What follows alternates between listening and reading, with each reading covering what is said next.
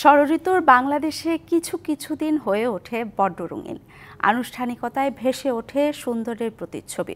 বসন্তের সূচনায় ভালোবাসার দিনটিও তেমন। ফাগুনের প্রকৃতিতে বদলে যায় মানুষের আবেগও। মজনু হোসেনের ক্যামেরায় আরও জানাচ্ছেন রেদওয়ান আহমেদ।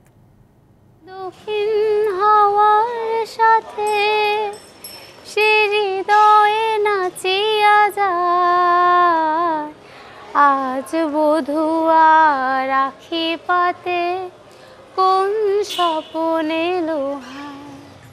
নগর সভ্যতায় বনানী হারিয়ে গেলেও কংক্রিটের নগরীতে কিছু পথ ছেয়ে গেছে ফুলে ফুলে। বসন্তের প্রকৃতি জানান দিচ্ছে নগরে ভালোবাসার ছোঁয়া লেগেছে। আজ বধুয়া রাখি পাতে কোন স্বপনে লোহায়। বিশেষ করে তরুণদের মনে রঙের ছোঁয়া যেন একটু বেশি।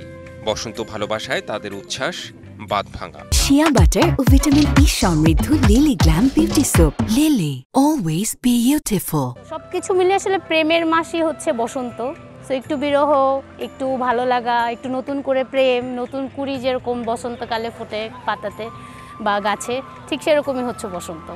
একদিন স্পেশালি অনেক বেশি কিছু গিফট দিয়ে দেওয়া, এটার মধ্যে অ্যাকচুয়ালি কিছু নাই। প্রত্যেক দিন লিমিটেড করে যতটুকু নিজের বউকে কিংবা ফ্যামিলির মানুষকে সবাইকে একসাথে নিয়ে থাকা যায়, আই থিঙ্ক এটা হচ্ছে পারফেক্ট। প্রকৃতির সঙ্গে মানুষের মনের অবিচ্ছেদ্য এক সম্পর্ক রয়েছে।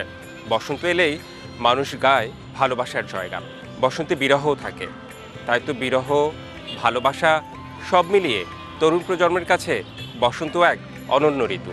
মানুষ দেখা যায় যে খুব আনন্দ করছে এই সময়টা, তাদের জন্য হয়তো বা বসন্ত খুব রঙিন, কিন্তু আমার নিজের কাছে বসন্ত আসলে তেমন সুখকর স্মৃতি না, পুরানো স্মৃতি মনে পড়ে যায়।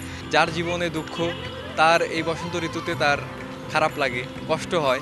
আর যার জীবনে সুখ শান্তি আনন্দ তার বসন্ত ঋতুতে এই আবহাওয়াটা তার কাছে ভালো লাগে।